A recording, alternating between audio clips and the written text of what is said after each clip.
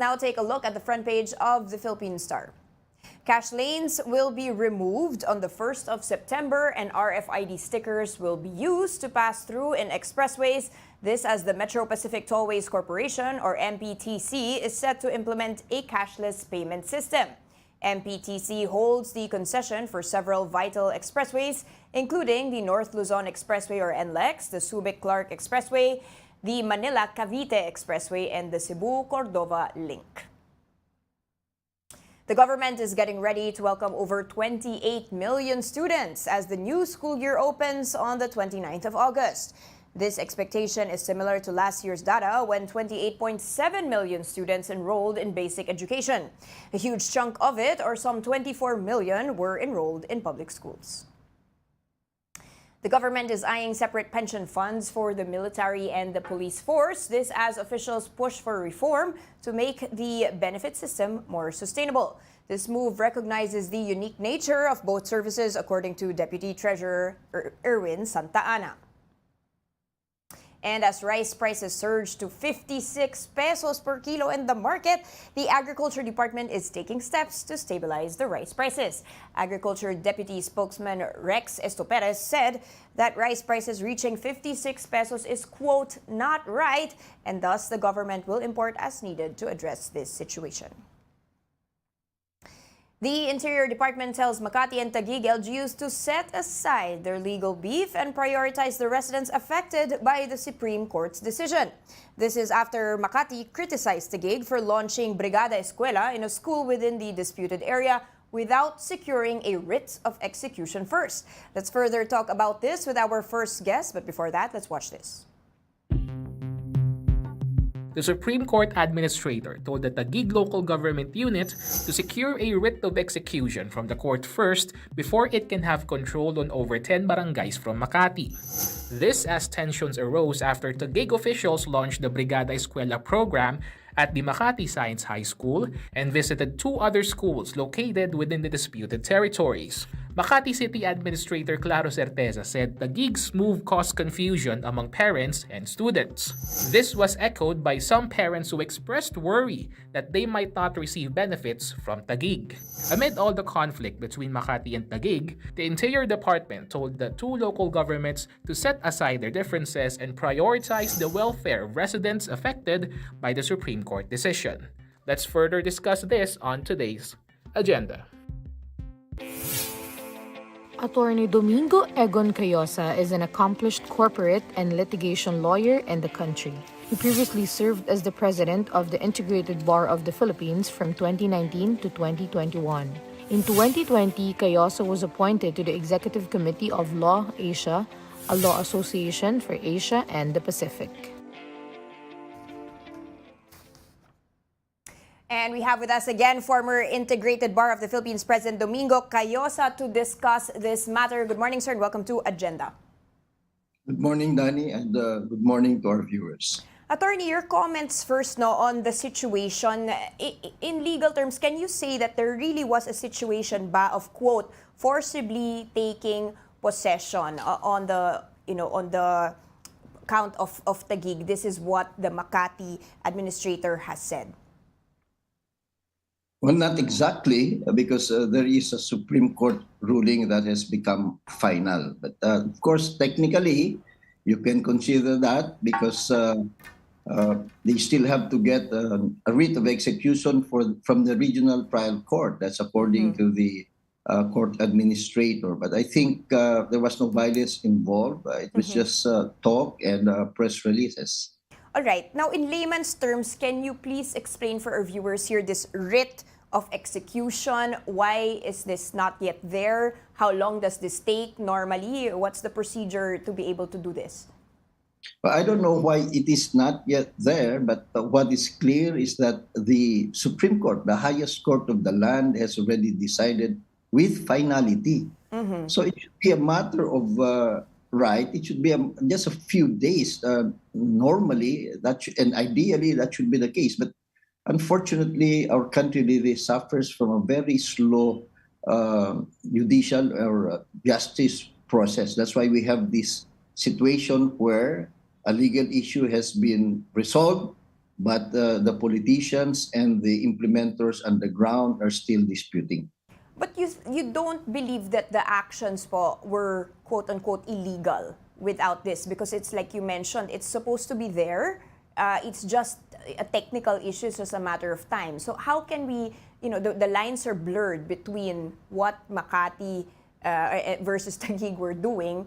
Can you say that nothing illegal naman happened? It's just some misunderstandings or technical issues?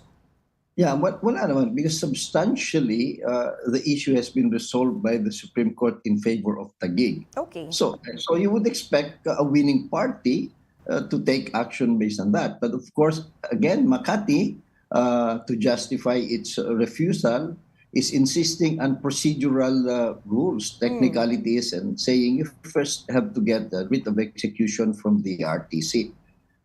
So it's between substance and procedure, which I think, mediation or negotiation between the two political leaders could avoid all of these troubles. I think it would be good, and it's good that the ILG is coming into the picture because, these are two politicians serving the same Filipinos and using the same public funds.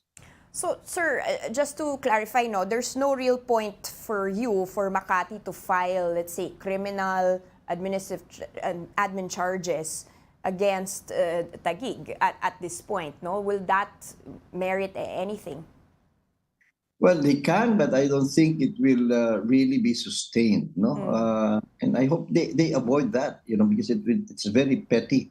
They should go down to the substance. The Supreme Court has spoken, and everybody should just abide by that. And we also call on the administrators of justice, kumari, bilis-bilisan naman yung mga procedural aspects to avoid further inconvenience and controversy among the political leaders on the ground.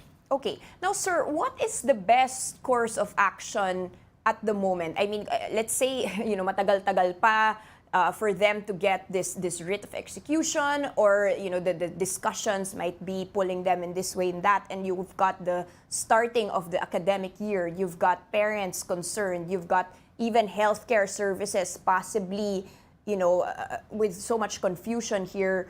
Who has the right of way, let's say, to act in this case if they cannot have an agreement? Well, I am a consistent and avid supporter of alternative dispute resolution. Okay. So even if there's already a Supreme Court decision and there are some procedural issues, I think it will be faster for them to sit down, dialogue. If they cannot, because they have very definite positions and they're two strong-willed political leaders, the DILG can come in and mediate. And I hope they will pursue that. Because at the end, all of this positioning, it's really public funds for the same Filipinos. So it doesn't really matter who owns what.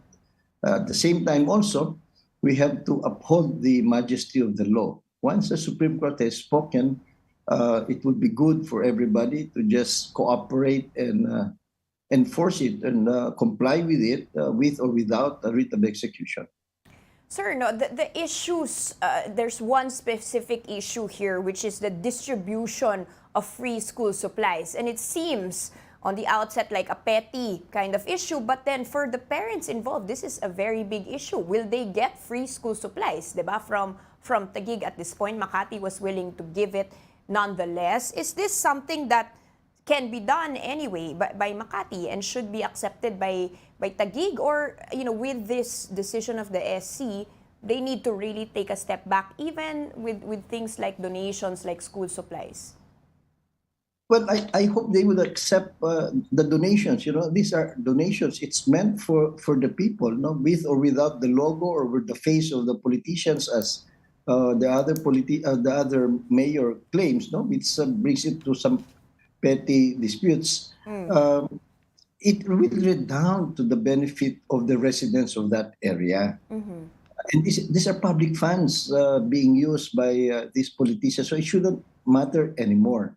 While they are waiting for that writ of execution and while they're waiting for the dispute resolution to proceed and to succeed, yung kaagad na kailangan ng mga mamamayan, baka naman pwede ibigay na nila in, labeling and logos should be immaterial at the moment. Okay. But sir, you always mention po na these are public funds, right? And that's true. But at the end of the day, it's also meant for specific LGU spending, di ba? So there could be an issue where, dapat sa amin yan, bakit ginagastos ng ibang LGU? How do we manage this type of, let's say, accounting and disbursement during this litigation, if you can call it, period? I don't think there'll be any issue with that because COA would easily see that for the notebooks and whatever school supplies that Makati is willing to give, it came from the coffers of Makati. So it's an outright donation to the people of Taguig. Under normal circumstances, people would welcome this.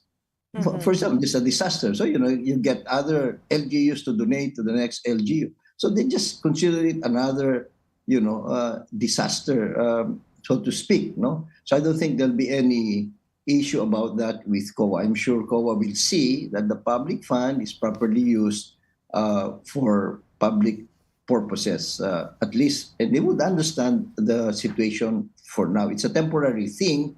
Eventually, things will clarify, and they can have their exclusive areas where they will spend their public funds for. But for the moment, time is of the essence. Baka naman pwede igo na nila yan. Baka naman pwedeng pag-usapan lang muna.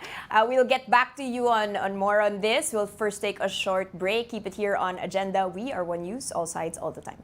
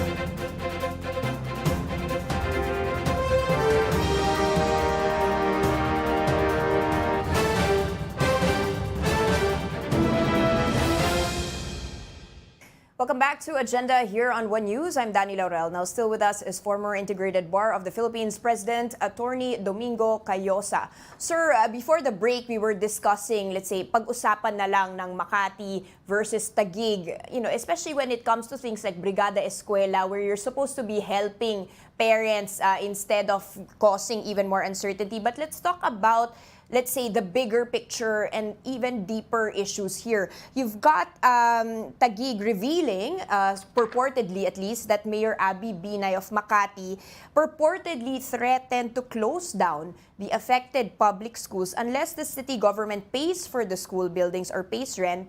And in response, you've got Taguig Mayor Lani Cayetano saying that the issue of ownership or reimbursement should be deferred. It only distracts the parties from the pressing issues.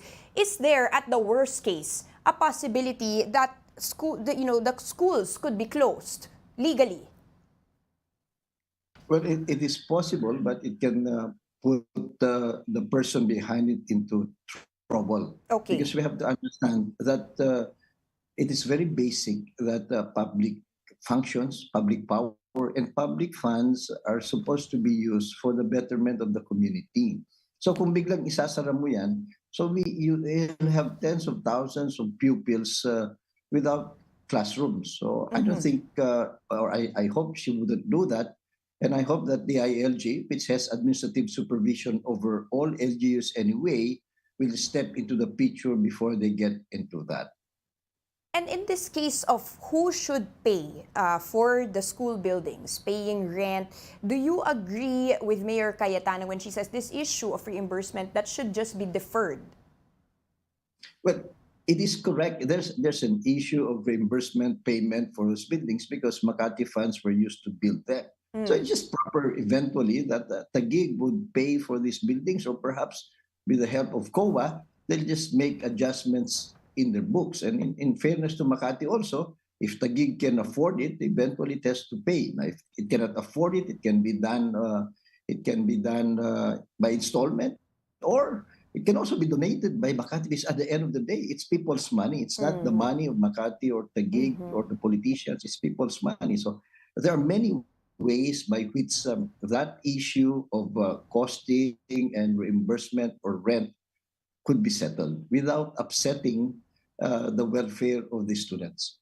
Sir, on the issue of, you've got Secretary Abalos saying that the SC ruling could also affect other issues. For instance, the Philippine National Police, Bureau of Jail Management and Penology, Bureau of Fire Protection. In what ways can such a ruling, and have you seen this kind of situation before in different LGUs when the services might get interrupted? Yes, definitely. It's a practical reality that when the ownership of a certain territory or jurisdiction over a certain territory is shifted to another authority or another government unit, the operational aspects would be affected. For example, hindi na the Makati policemen will not be assigned to the area, and so forth and so on. So it is very good that the ILG is coming into the picture, because they should thresh this out among themselves and not rely anymore on the courts. Because look, they have been at it for 30 years. It also reflects how slow our justice system is. 30 years ang inabot. So they should take it upon themselves to resolve it by negotiating and the ILG in the background or in the forefront to settle this. Sir, just to clarify for our viewers here, an off-court, so to speak, settlement is possible at this stage without having to wait for, writ or more court action before anything can happen. Yes, that's very true. That's supported. ADR is supported by law and by the rules of court and by policy. And it is faster. As a matter of fact, writs of execution are only necessary if the parties refuse to comply with the decision of a court. Interesting. So that's actually the last stage, not something that you should be waiting for.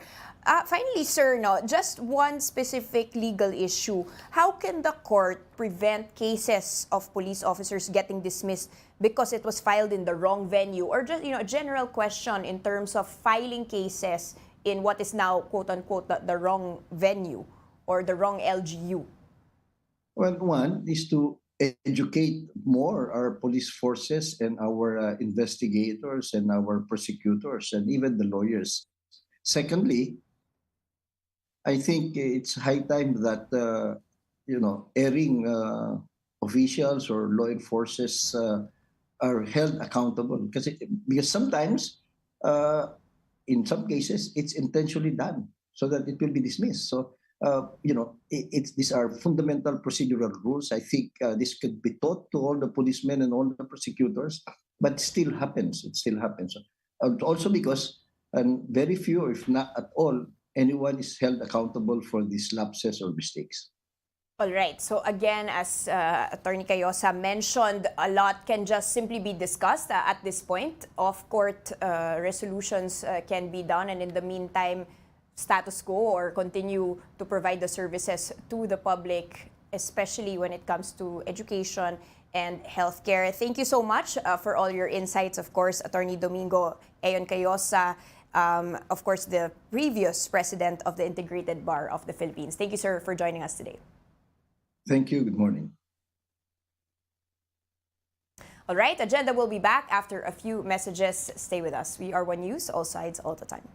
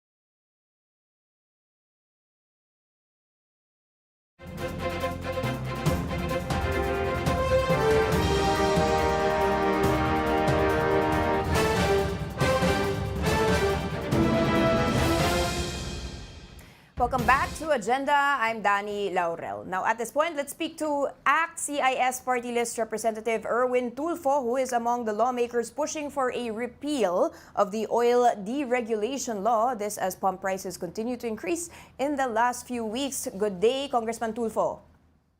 Good day, Danny. Thank you for inviting me in your show.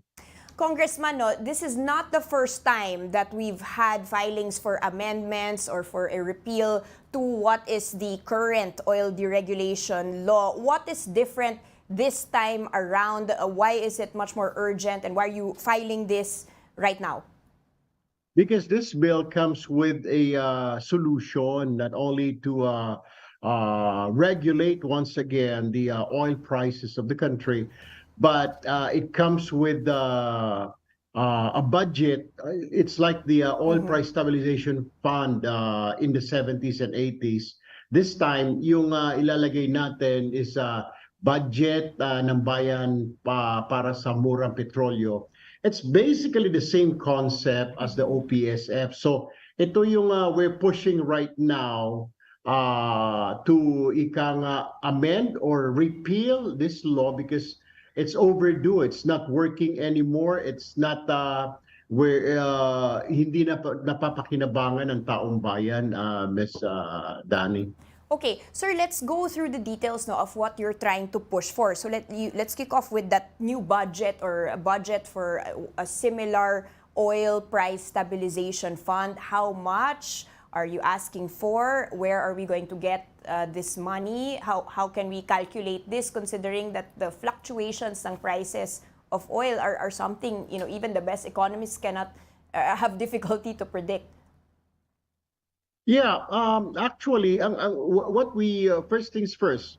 First, we have to really repeal this law kasi it's not working anymore, Ms. Dani. I mean, only the big three or the oil companies are taking advantage. We're making profit out of this. Imagine, just look at this. They were posting like sales and profits, when everybody else is having a hard time. But these oil companies, if you look at the business news, they're making a lot of profit. They're making billions of pesos last year. So hindi ba para nakakainis na habang ang taong bayan, we do not know how to budget our money, our salary, our income. Pag may sasakyan ako, how to pay for the fuel going to work. Pero sila, they're posting this X amount of money of profit or sales. So I think it's really high time na ibasura na itong law na ito because it's not working anymore. We were led to believe back then, 20 years ago, that to deregulate the oil prices of the country, back then, itong mga oil companies, magpapababaan sila ng presyo, price, competition para mas mura. Unfortunately, it doesn't work like that anymore these days. I mean, they're talking. They're not competing anymore, but they're talking to each other para how much is the increase, when will they increase. I'll give you a point or an example, Ms. Danny. The 4 pesos price increase of diesel last week, as a matter of fact, the supply, yung supply na diesel na may 4 pesos increase, hindi pa dumarating sa ating bayan. It's not in their depots yet. So why are they charging us already that 4 peso increase when in fact it hasn't reached our shores yet?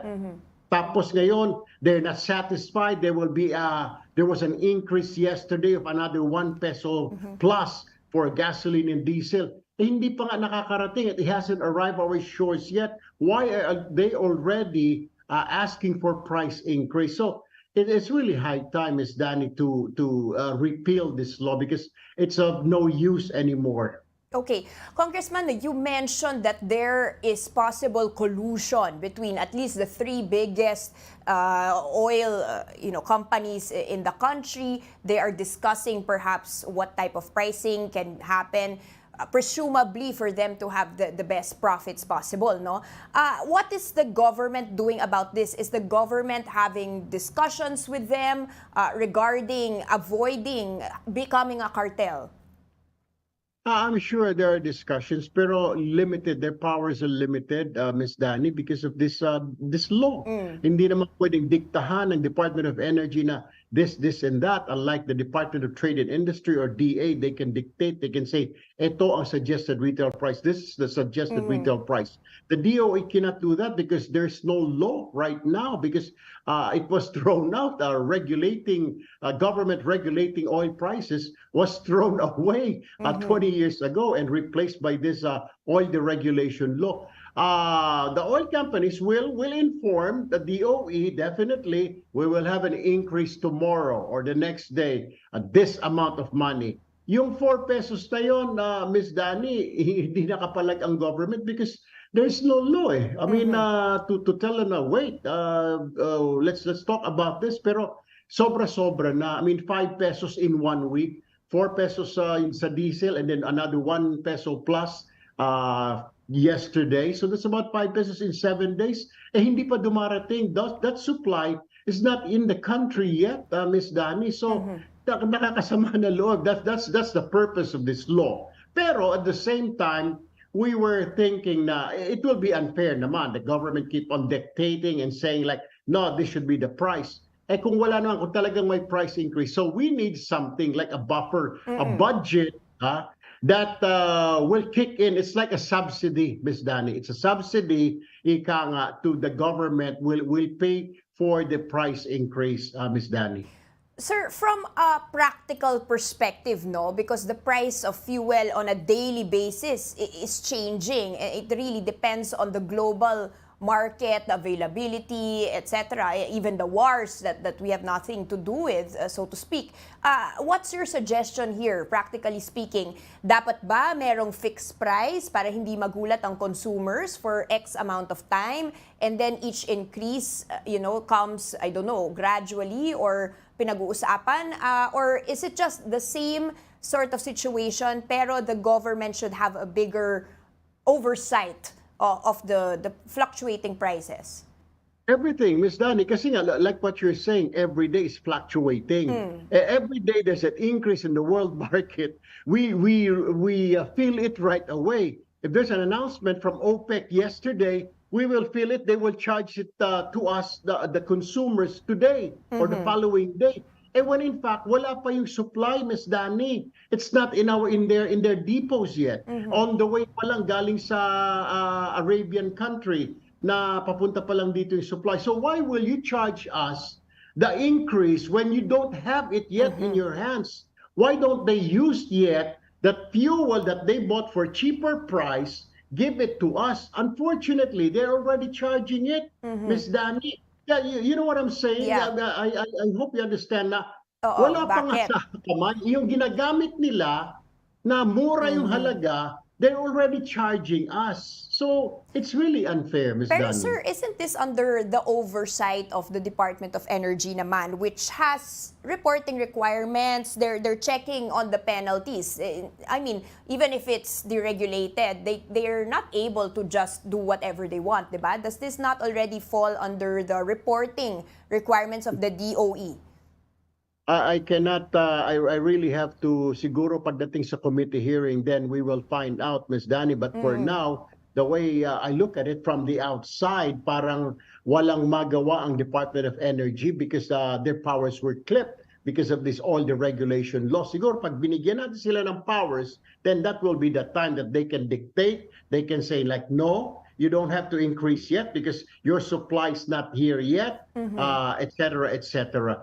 But for now, you're right. Dapat meron sila, di ba? Pero hindi natin nararamdaman. We can't feel it from the Department of Energy. Okay, but sir, how can we address the fact that we are, no matter what happens, a net importer of oil, and so we are subject to the world prices, diba? What else can we do apart from maybe deregulation to help the consumers na hindi naman mahirapan sa whenever the prices go up and down? Is deregulation the only scenario here, Congressman? The way I look at it, Miss Danny, kasi nga, first of all, like what I was saying, last week, 4 peso increase, and then yesterday, 1 peso. ma'am, hindi pa po dumarating yung supply. Nagtataas ka na, which is unfair. Yung ginagamit natin ngayon, yung old price na binili nila, why are you charging us now? That is the purpose of the oil regulation. The government will say like, oops, wait a minute, guys. That supply that you're using right now in your gas stations, that's different price. So you cannot charge the people, the consumer, of an increase of 4 pesos because that was just announced by the OPEC or this organization, all organizations, couple of days ago. So it hasn't arrived on our shores yet. Why are you charging the consumers? Number two, of course, we need to have a fund like the OPSF. Back in the 70s, ma'am, ganun din, nagpa-fluctuate yung oil.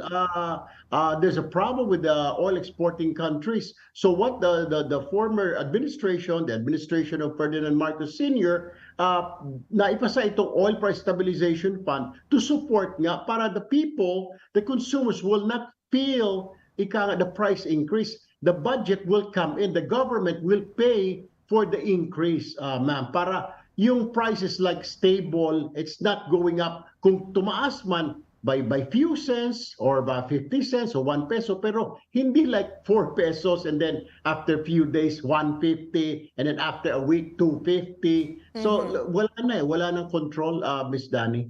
Sir, just for this stabilization fund, no, ika nga, at the end of the day, it would come from taxpayers' money as well, diba? So you're, instead of paying the rich oil companies, you are putting your money in a stabilization fund, which will be used for the shocks and price fluctuations.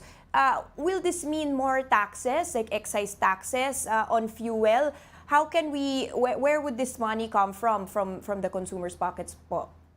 No, not from the consumer, actually. Of course, tama ka. It will be from taxes, pero we don't have to increase the taxes. Initially, ma'am, lahat po ito will be sorted out sa mga committee hearings pag na-assign na po ito ng House Rules on the committee. The way we look at it right now, our group, the AXIS party list, we were looking at it, yung aming po mga research team, nakita po namin na pwede naman kumaltas ng konti doon sa excise tax at saka sa VAT. Or one more thing, ma'am, doon sa mga ayuda na binibigay ng DSWD, ng Department of Labor, we can get some of the funds from there. Kasi ma'am, yung mga ayuda nila para sa poor lang, ma'am, lahat naman po tayo nag-contribute. Bakit po yung mga ayuda na yan, mga AIX na yan, mga tupad na yan, para sa mahihirap lang? Lahat naman po tayo na mag-contribute. Baka naman, siguro maganda naman na it will be shared also even to the middle class people para magamit para to stabilize the fuel. Matutuwa po siguro, hindi lang po, alam ko there's a lot of poor people in our country. Din yung middle class ng mga AIX, which a portion of that, maybe the government can say, okay, we can slash from your ayuda funds, DSWD, from DOLE, we can slash some funds from you and help out to put money in this stabilization fund para to stabilize the prices. E di lahat po tayo nakikinabang, ma'am, hindi lang po yung mga mahihirap. Kasi for now, ito po mga budget na ito na para sa mahihirap, para sa mahirap lang talaga. Paano naman po yung mga may trabaho? Hindi naman po sila nakakatanggap ng AIX o ng mga tupad, yung may mga trabaho, pero they need help from the government. This is where yung sinasabi namin, pwedeng kumurot tayo ng konti sa AIX, kumurot tayo ng konti sa tupad, o what have you, na mga ayuda na coming from different agencies. Congressman, well, we have, your thoughts lang po because we've had transport groups asking for, just take out the excise taxes para may ginhawa for the Filipinos. Your thoughts on that and how, what is the government doing about, let's say, lowering the taxes on fuel so that the prices go down? Napag-usapan na po yan before when I was still a member of the cabinet during cabinet meetings. Napag-uusapan po yan na take away excise, bawasan. The problem, ma'am, is at the end of the year, pag wala po tayong excise, magkakaroon tayo, our budget deficit might balloon dahil kumonti po yung source. Isa po sa mga sources of income or contribution of the BIR, of the Bureau of Customs, are from these taxes. So, pag inalis mo ho yan kahit ilang buwan lang, aaray po yung kaban ng bayan will be affected, our budget, we will have a deficit. Hindi po ako economist, pero common sense will say, pag sinara mo ito, mahihirapan, kulang yung magiging budget mo dahil wala eh. So what I'm driving at, meron po tayo maraming mga ayuda. For now, we can probably start with 10, 20 billion pesos para dito sa Oil Price Stabilization Fund o yung BBMP, what we call Budget ng Bayan for Murang Petrolyo. Ito po yung pondo na gagamitin natin. Kumurot po tayo. I'm not saying get all of it. It's just a portion of it, of AIX, a portion of the TUPAD, a portion of probably the medical assistance for individual, for indigent person. Di ba kumurot lang tayo because para lahat po makinabang dito sa budget because everybody, ito mga budget na ito are coming from our salaries naman po from our taxes. Pero ang nakikinabang po, yung mga mahirap na kababayan natin, I understand that. I came from DSWD. But what about the middle classes, ma'am? Di ba ba? You, me, working, hindi po natin nagagamit. The healthy Filipinos, hindi po sila nagkumukuha ng MAIP. They don't avail of that. They don't avail. Middle class, do you avail of AIX, ma'am? Of course not, because you're in good situation right now. Only poor people. Pero paano po yung middle class? The rest of us who needs help, lalo na po dito sa increase of fuel prices. So what I'm saying is, my suggestion, our group, kumurot tayo, let's get a portion of that and contribute it to the Price Stabilization Fund. I think everybody will agree with me. Hindi naman natin kailangan pakialaman, alisin na natin ang excise because the moment we take away excise tax, ma'am, we will really have a problem on our national budget or the income of BIR or the Bureau of Customs pag inalis po natin ito. All right, thank you so much for those very informative updates, Congressman Erwin Tulfo. Thank you and good morning to you. We'll take a short break. Keep it here on Agenda. We are One News, all sides, all the time.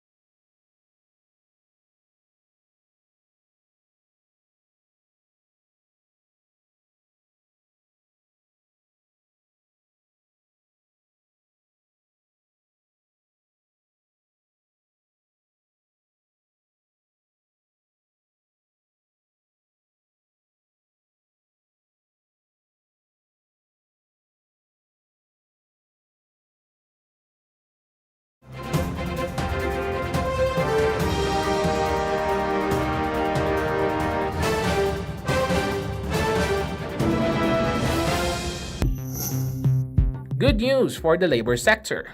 President Bongbong Marcos on Tuesday approved the new Labor and Employment Plan 2023 to 2028, which aims to address unemployment and underemployment in the country. According to Labor Secretary Bienvenido Laguesma, the initiative is meant to ensure Filipino workers' skills are up to date and at par with the needs of different industries and with the changing times, while also improving the employability of the workforce. This comes as the unemployment in the country continued to decline in April, while job quality improved. In the PSA's report, unemployment rate dropped to 4.5% in April from 5.7% in the same month last year. The quality of jobs in the country improved as the underemployment rate dropped to 12.9% in April from 14% in the same month in 2022. Are things on the up and up for the labor sector? Let's discuss that on today's agenda. Welcome back to Agenda. I'm Laurel. Let's bring in our final guest for today. We have with us Labor Secretary Bienvenido Laguesma. Good morning, Secretary. Good morning, Daniela, and good morning to my good friend Cito, and good morning to your supporters and televiewers. Maraming salamat, sir. Sir, congratulations, first of all, on the signing of this 5-year plan. It gives a bit more visibility on what's going to be happening specifically in the labor sector. Give us an idea of the most salient points of this LEP compared to, let's say, the previous administrations. What can we be expecting, sir? Una sa lahat, actually, yung Labor and Employment Plan that was formulated and adopted with the collaboration, support and cooperation po ng mga kinatawan ng manggagawa at namumuhunan. And that was the reason why we were able to come up with the inputs, suggestions, and the possible monitoring ng ating pong Labor and Employment Plan to ensure that we will be able to realize yung mga targeted na outcomes, and also to be able to see yung priorities and thrust of the plan will be implemented. Yung salient features niya na Daniela would include actually 3 priorities. No? One is we'd like to look at maximizing productive employment, freely chosen, sustainable and inclusive, plus quality jobs. So that's one. Secondly, we'd like to ensure that labor governance will respect actually all rights at work, international commitments, as well as yung ating pong mga nilagdaan na mga convention with the International Labor Organization. And thirdly, yung pong building of an inclusive social protection para po sa mga manggagawa. Ito po yung 3 priority areas, and under its priority areas, Daniela, meron pong mga programa na isasagawa ang Department of Labor and Employment na atin pong naipresenta na sa ating Pangulo at Kabinete noong nakaraang August 8. Okay, maraming salamat, Secretary. No? Just for a very, very specific knowledge here, ilan pong jobs, ilan pong trabaho are you looking to add within this 5-year labor and employment plan? How many workers should we be expecting to be added to the labor force with this plan? Daniela, yung pong aming mga projections yan, batay po sa aming konsultasyon with the different industry leaders as well as industry organizations. Let me just probably be specific. On IT and business process outsourcing, yung pong aming konsultasyon with the Association of IT Business Process Association ng Pilipinas, meron po silang projected na more or less additional 1 million jobs until 2028. And it could be more. Siyempre, hindi naman natin masabi. Along the way, there could be humps and bumps. So, pero 1 yun ang million kanilang per year, projections. Secretary? 1 million po per year until Yes. 2028? No, 1 million until 2028. Okay, in total. Okay. Until 2028. No?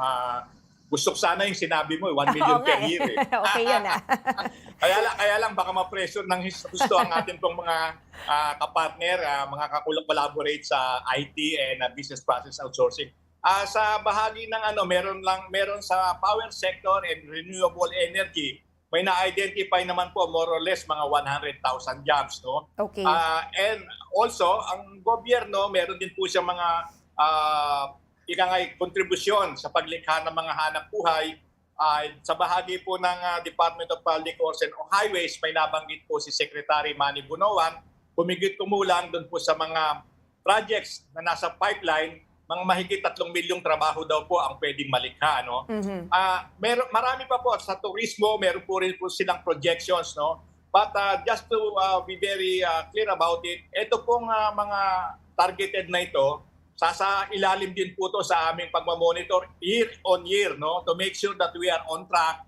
And again, the biggest challenge for us in the Department of Labor and Employment, and we would really need the support of the private sector, we should be able to create more quality jobs more productive and remunerative jobs, no, including green jobs, Daniela. Okay. Sir, you mentioned that several times, no, quality, sustainable jobs. And this should also imply more skills, upskilling of the people to be able to deliver on higher level jobs. How do we address po this gap between the skills needed and, you know, today's world where you've proposed as well digitalization, you know, the use of IT, etc. Do we have that po in our labor force? Kasi parate po yung question is, meron namang jobs, pero we don't have the skills for these high-level jobs. Yes, Daniela, you're very correct, no? In addition po dun sa Labor and Employment Plan, ang TESDA po, ang Technical Education and Skills Development Authority, na bahagi ngayon ng Department of Labor and Employment, batay po dun sa EO na ipinilabas ng ating Pangulo last year.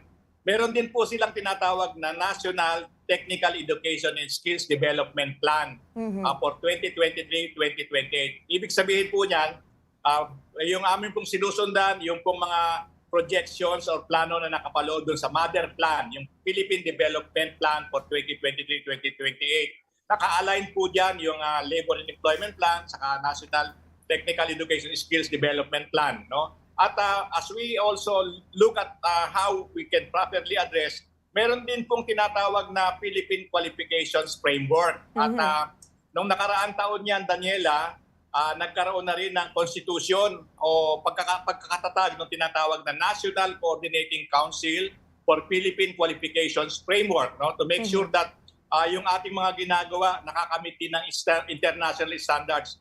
Yung pong nasabing council, pinangungunahan po ng ating Vice President at pangkasalukuyang DepEd Secretary Inday Sara Duterte. At ang ating naman pong DTI Secretary Fred Pascual, meron din po siyang pinangungunahan na Philippine Skills Development Plan, no? So sama-sama po yan at maliwanag po ang tagubili ng ating Pangulong Ferdinand Romualdez Marcos Jr. Convergence ng mga efforts ng iba-ibang mga departamento to make sure na yung pong mga nakalimbag o nakalagay sa Philippine Development Plan ay magkakaroon ng katuparan, lalo na po yung tinatawag natin na inclusive growth, reduction of poverty by single digit, and yun nga, ang pinakamahalagang pinagtutuunan ng pansin ng Department of Labor and Employment, katulong yung ibang mga departamento, yung nabanggit mo, quality job. Kasi nakita namin na bagamat nadadagdagan ng mga trabaho, ay meron pa rin pangangailangan na ihanda natin ang ating mga manggagawa dahil naririto na at hindi natin pwedeng maiwasan yung mga technological advancement which characterize the so-called digital revolution. Okay. Secretary, no, let's move towards the employment or unemployment figures that were just released. Your comments, sir, and also, you know, it's a good thing that year on year it went down. But when we look at the underemployment, it actually inched up a little bit, sir. Can you comment on that and what can we expect? You know, can we expect even more employment in the future and bababa pa po yung unemployment rate, or is this already something that we have to sustain? Yung Daniela, yung kadahilanan kung bakit pag tinignan mo, if you compare the year on year, talagang bumaba yung nabanggit mo, yung unemployment rate, underemployment rate, tumaas ang employment rate, at pati yung labor participation rate, no, kung saan merong mga talagang nadagdag na bilang. Kaya medyo mayroong konting pag-angat yung unemployment rate kasi po ang pumasok sa ating labor force, may mga bagong new entrants, basically mga bagong graduates, meron pong mga nadagdag din na dati hindi naghahanap ng trabaho pero mukhang may pag-asa silang makakita. So naging bahagi na rin sila ng labor force natin at nakalikha ng karagdagang hanap buhay, no, for that particular month. Mahigit na 500,000. Subalit ang pumasok, humigit kumulang mga 700,000. So the challenge, while we continue to see improvement and increase in the number of employment, naroon pa rin po yung pagnanais natin na yung sana yung bilang ng mga nagpa-participate, magkaroon ng kaukulang mapapasukan ng trabaho. And on that score, actually we have also focused on one item na nabanggit mo rin, may kinalaman sa kasanayan or skills, no? And part of the programs of the Department of Labor and Employment has to do with youth employability. No? And so we have programs like Job Start in partnership with the different business firms. We have the SPES program, special program for the employment of students, the government internship program. Lahat po ito ay ang direksyon to have the so-called better managed school-to-work transition. Yun namang work-to-work transition, doon papasok po yung mga dagdag na kasanayan o upskilling, retraining po ng ating mga manggagawa to be able to adjust doon sa mga possible displacement brought about by technological advancement. So, ito nakikita natin po na tuloy-tuloy at sana samahan tayo ng ating mga kababayan na tulungan natin din na maihanda ang manggagawa. At yung mga kabataan kasi, Daniela, nagdagdag din kami o nirevive namin ang isang programa may kinalaman sa career guidance and counseling program. Ang intensyon ay magbigay ng paggabay, magbigay ng pagpapayo sa mga kabataan kung ano ang posible nila talagang pag-ukulan ng kanilang edukasyon dahil mayroon ng nakahandang mga trabaho. Yung ang nabanggit mo, kailangan natin na yung mga existing jobs matugunan ng mga skills na kinakailangan nila. Nang sa ganon, yung amin pong online portal na philjobnet.gov.ph ay pwede po nilang ma-access, makita nila doon. Marami pong mga nakapost doon na vacancies at patuloy na nangangailangan ng mga manggagawa ang iba-ibang mga sektor. At yun po yung aming nakikita, especially sa IT because of the technological advancement na nakikita po natin. Alright, marami pong salamat for your time, Labor Secretary Bienvenido Laguesma. Thank you, Daniela. And again, warm regards to my good friend Sito and to all your televiewers. A blessed day for you. Thank you, sir. And that's today's agenda. Keep it here on Cignal TV channels 8 and 250 for the latest news. Sitting in for Sito Beltran, I'm Danny Laurel. We are One News, all sides, all the time.